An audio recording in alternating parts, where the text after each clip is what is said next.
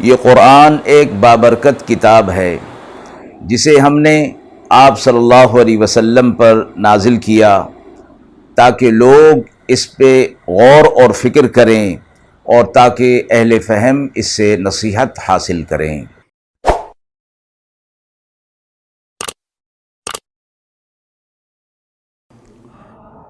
بسم اللہ الرحمن الرحیم۔ السلام علیکم ورحمۃ اللہ وبرکاتہ۔ ناظرین کرام، درس قرآن مجید کے آج کے اس پروگرام میں ہم سورۃ الاعراف کی آیت نمبر 73 تا 76 کا ترجمہ اور تفسیر پیش کر رہے ہیں، اور آخر میں پوچھے گئے سوال کا جواب ہوگا۔ اعوذ باللہ من الشیطان الرجیم، بسم اللہ الرحمن الرحیم۔ وَإِلَى ثَمُودَ أَخَاهُمْ صَالِحًا قَالَ يَا قَوْمِ اعْبُدُوا اللَّهَ مَا لَكُمْ مِنْ إِلَٰهٍ غَيْرُهُ قَدْ جَاءَتْكُمْ بَيِّنَةٌ مِّن رَّبِّكُمْ هَٰذِهِ نَاقَةُ اللَّهِ لَكُمْ آيَةً فَذَرُوهَا تَأْكُلْ فِي أَرْضِ اللَّهِ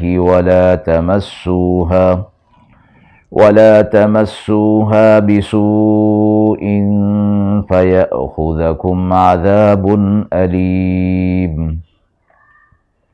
وَاذْكُرُوا إِذْ جَعَلَكُمْ خُلَفَاءَ مِن بَعْدِ عَادٍ وَبَوَّأَكُمْ فِي الْأَرْضِ تَتَّخِذُونَ مِن سُهُولِهَا قُصُورًا وَتَنْحِتُونَ الْجِبَالَ بُيُوتًا فاذكروا آلاء الله ولا تعثوا في الأرض مفسدين۔ قال الملأ الذين استكبروا من قومه للذين استضعفوا لمن آمن منهم أتعلمون أن صالحا مرسل من ربه قالوا إنا بما أرسل به مؤمنون۔ قال الذين استكبروا إنا بالذي آمنتم به كافرون۔ آیات مبارکہ کا ترجمہ ملاحظہ فرمائیں۔ اور ثمود کی طرف بھیجا ان کے بھائی صالح کو، وہ بولے اے میری قوم، اللہ کی عبادت کرو کہ اس کے سوا تمہارا کوئی معبود نہیں۔ تمہیں پہنچ چکی ہے دلیل تمہارے رب کی طرف سے، یہ اونٹنی اللہ کی ہے، تمہارے لیے نشانی، سو اس کو چھوڑ دو کہ کھائے اللہ کی زمین میں، اور اسے ہاتھ نہ لگاؤ بری طرح، پھر تم پکڑے جاؤ گے دردناک عذاب میں۔ اور یاد کرو کہ جب تم کو سردار کر دیا عاد کے بعد، اور ٹھکانہ دیا تمہیں زمین میں کہ بناتے ہو نرم زمین میں محل اور تراشتے ہو پہاڑوں کو بطور گھر، سو یاد کرو اللہ کے احسانات کو اور زمین میں فساد نہ کرو۔ کہنے لگے سردار جو متکبر تھے اس قوم میں غریب لوگوں کو کہ جو ان میں ایمان لا چکے تھے، کیا تم کو یقین ہے کہ صالح علیہ السلام کو بھیجا ہے اس کے رب نے؟ وہ بولے ہم کو تو جو وہ لے کر آیا ہے اس پر یقین ہے۔ کہنے لگے وہ لوگ جو متکبر تھے جس پر تم یقین رکھتے ہو، ہم اس کو نہیں مانتے۔ ان آیات میں قوم ثمود کے حالات کا تذکرہ فرمایا گیا ہے، اور اس سے پہلے قوم نوح اور قوم عاد اور قوم ہود علیہ السلام کا تذکرہ ہو چکا۔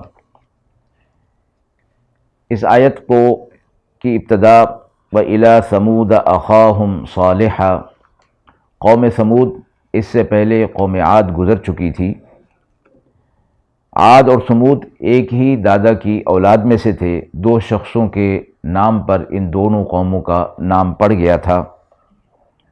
ایک قوم عاد اور دوسری قوم سمود کہلاتی تھی۔ عرب کے شمال مغرب میں بستے تھے اور ان کے بڑے شہر کا نام حجر تھا، جس کو اب مدائن صالح کہا جاتا ہے۔ قوم عاد کی طرح قوم سمود بھی دولت مند، قوی، بہادر قوم تھی۔ سنگ تراشی اور فن تعمیر کی ماہر تھی۔ صحرا میں محل بناتے اور پہاڑوں کو تراش کر مکانات بنایا کرتے تھے، اور ان کی یادگاریں آج بھی موجود ہیں۔ جیسا کہ دنیا کے اندر یہ دستور رہا اور دنیا کی تاریخ یہ بتاتی ہے کہ دولت مند اور صاحب ثروت لوگ عمومی طور پر آخرت سے اور اللہ سے غافل ہو جاتے ہیں اور دنیا ہی کو سب کچھ اپنا سمجھنے لگتے ہیں، اور انبیاء علیہ الصلوۃ والسلام کی تعلیمات کو جھٹلا دیتے ہیں، ٹھکرا دیتے ہیں۔ یہی حال قوم سمود کا بھی ہوا کہ اللہ رب العزت نے انہیں قوم عاد کے بعد وسعت عطا فرمائی تھی، قوت عطا فرمائی تھی، لیکن انہوں نے اسی میں پڑھ کر حضرت صالح علیہ الصلوۃ والسلام کی تعلیمات کو جھٹلا دیا۔ حالانکہ اس سے پہلے قوم نوح، قوم عاد کے حالات ان کے سامنے تھے، اور قوم عاد کے عذابات کا تذکرہ اور اس کی نشانیاں تو ان کے سامنے موجود تھیں۔ اس کے باوجود ان لوگوں نے اس پر توجہ نہیں دی، اور قوم عاد نے جو کام کیے تھے انہی کاموں کے اندر مشغول رہے، یعنی آخرت سے غفلت، انبیاء علیہ الصلوۃ والسلام کی تعلیمات کو جھٹلانا، اور دنیا کے اندر رہتے ہوئے شرک اور بت پرستی کے اندر مبتلا ہو جانا۔ اللہ رب العزت نے قوم سمود کی طرف صالح علیہ الصلوۃ والسلام کو بھیجا تو یہ فرمایا کہ یہ ان کے بھائی تھے۔ صالح علیہ الصلوۃ والسلام بھی قوم سمود ہی میں سے تھے، اور جیسا کہ اللہ رب العزت نے انبیاء علیہ الصلوۃ والسلام کے سلسلے کو جو جاری فرمایا، تو جو بھی نبی ہوتا وہ اسی قوم میں سے ہی ہوا کرتا تھا، تو اس لیے اخاہم صالحہ فرمایا کہ ان کے بھائی صالح علیہ الصلوۃ والسلام کو۔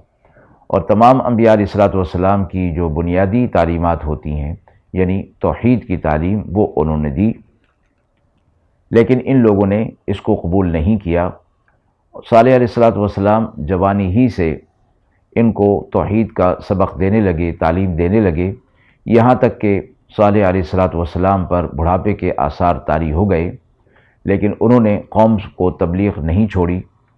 قوم تنگ آ چکی تھی، انہوں نے فیصلہ کیا کہ صالح علیہ الصلوۃ والسلام سے کوئی ایسا کام کہا جائے جسے وہ نہ کر سکیں، اور ہمارے ہاتھ ان کو جھٹلانے کا ایک موقع آ جائے۔ چنانچہ وہ سب مل کر صالح علیہ الصلوۃ والسلام کے پاس آئے اور کہا کہ ہم چاہتے ہیں کہ فلاں پہاڑی جس کا نام کاتبہ آتا ہے، اس میں سے آپ ایک اونٹنی ہمیں نکال کر دیں جو 10 ماہ کی گابھن ہو اور قوی اور تندرست ہو۔ صالح علیہ الصلوۃ والسلام نے تو پہلے انہیں اس چیز سے منع کیا کہ اس قسم کی باتیں حق کو قبول کرنے کے لیے شرط کے طور پر نہ لائی جائیں، اللہ رب العزت پر ایمان لایا جائے، اس کی وحدانیت کو قبول کیا جائے، لیکن قوم اس پر اڑ گئی۔ تو صالح علیہ الصلوۃ والسلام نے پہلے ان سے اس بات کا وعدہ لیا کہ اگر اس طرح اللہ کی طرف سے ہو گیا تو تم ضرور ایمان لے آؤ گے۔ انہوں نے صالح علیہ الصلوۃ والسلام سے وعدہ کر لیا۔ صالح علیہ الصلوۃ والسلام نے اللہ سے دعا کی کہ اللہ تیرے لیے تو کچھ مشکل نہیں۔ اللہ کے حکم سے صالح علیہ الصلوۃ والسلام کے لیے یہ معجزہ صادر ہونا تھا، تو اسی پہاڑی میں جنبش پیدا ہوئی اور ایک اونٹنی اس میں سے برآمد ہو گئی۔ یہ معجزہ دیکھ کر کچھ لوگ تو ایمان لے آئے، اور کچھ جن کے دلوں کے اندر کفر پہلے سے تھا اور وہ اس معجزے کو دیکھ کر بھی ایمان لانا پہلے ہی سے نہیں چاہتے تھے، وہ تو محض صالح علیہ الصلوۃ والسلام سے اس طرح کی بات صادر نہ ہونے پر ان کو جھٹلانے پر تلے ہوئے تھے۔ انہوں نے اسلام کو، ایمان کو قبول نہیں کیا۔ صالح علیہ الصلوۃ والسلام نے پھر ان سے کہا کہ اگر یہ ایمان نہیں لاتے تو اس اونٹنی کو تنگ نہ کریں، پریشان نہ کریں، کہ وہ جہاں سے چرنا چاہے، گھاس کھانا چاہے وہ کھاتی رہے، اور اس کو وہ ہاتھ نہ لگائیں، ورنہ وہ اللہ کے عذاب کے اندر مبتلا ہو جائیں گے۔ اور اس کو فرمایا گیا کہ ناقۃ اللہ، اللہ کی اونٹنی، یعنی ایک معجزے کے طور پر اللہ رب العزت نے اسے ایک پہاڑی سے برآمد کیا تھا، پیدا کیا تھا۔ اور فرمایا کہ تأکل فی ارض اللہ، یہ اللہ کی زمین سے کھائے گی، یعنی کسی کا کوئی ذاتی کھیت نہیں ہوگا جس میں سے یہ چرے گی، بلکہ جو خودرو پودے ہوتے ہیں اس میں سے یہ چرا کرے گی۔ پھر قوم سمود جس کنویں سے پانی پیتے تھے، یہ اونٹنی بھی اسی کنویں سے پانی پیتی، اور اللہ کی قدرت کہ جس روز یہ پانی پیتی تو پورے کنویں کا پانی پی جایا کرتی تھی، اور لوگوں کے لیے اور ان کے جانوروں کے لیے کچھ پانی باقی نہیں بچتا تھا۔ تو صالح علیہ السلام نے دن مقرر کر دیا کہ ایک دن اونٹنی پانی پیے گی اور ایک دن جو ہے وہ اس قوم سمود کے لوگ اور ان کے جانور پانی پئیں گے۔ تو جس دن وہ اونٹنی پانی پیتی تھی تو اس دن ان کو پانی نہیں ملتا تھا، لیکن اونٹنی سے جو دودھ ملتا تھا وہ اس قدر ہوتا تھا کہ قوم سمود سب کے لیے کافی ہو جایا کرتا تھا، اور سب اپنے برتن اس دودھ سے پر کر لیا کرتے تھے۔ یہ بھی اللہ کی طرف سے ایک معجزے کے طور پر تھا۔ تو اللہ کی طرف سے یہ متعین کر دیا گیا تھا کہ ایک دن وہ اونٹنی پیے گی اور ایک دن یہ لوگ پئیں گے، اور اس کے اندر تبدیلی وہ لوگ نہیں کر سکتے تھے۔ پھر صالح علیہ السلام نے انہیں اس بات کی طرف توجہ دلائی کہ اللہ کا احسان اپنے اوپر یاد کرو کہ اللہ نے تمہیں قوت دی اور تمہیں طاقت دی کہ تم مکانات بناتے ہو اور پہاڑوں کو تراشتے ہو۔ یہ قدرت اور یہ قوت اللہ نے تمہیں دی ہے، تو اللہ کی نعمتوں کو یاد کرتے ہوئے زمین پر فساد نہ پھیلاؤ، اور زمین پر فساد پھیلانا اللہ کے احکامات کو چھوڑ دینا اور لوگوں کو راہ حق سے روکنا اور خود بھی رک جانا، اس کو زمین پر فساد کرنا فرمایا گیا ہے۔ کفار نے اس بات کی طرف توجہ نہیں دی اور صالح علیہ السلام کو مسلسل جھٹلانے پر تلے رہے، یہاں تک کہ وہ لوگ جو ایمان لے آئے تھے صالح علیہ السلام پر، قوم کے سرداروں نے ان سے پوچھا کہ تم صالح علیہ السلام کے لیے یہ یقین رکھتے ہو کہ وہ اللہ کی طرف سے بھیجے ہوئے ہیں؟ تو وہ لوگ جو ایمان لائے تھے انہوں نے کہا کہ ہاں، ہمیں اس پر یقین ہے کہ صالح علیہ السلام اللہ کے نبی ہیں اور ان کے بھیجے ہوئے ہیں۔ قوم کے سردار جو تکبر کی راہ سے ہٹے ہوئے تھے، راہ حق سے، انہوں نے کہا کہ ہم تو انکار کرتے ہیں اور ہم صالح علیہ السلام پر ایمان نہیں لائیں گے، اور نہ ہمیں اس بات کا یقین ہے کہ وہ اللہ کی طرف سے مبعوث کیے گئے ہیں۔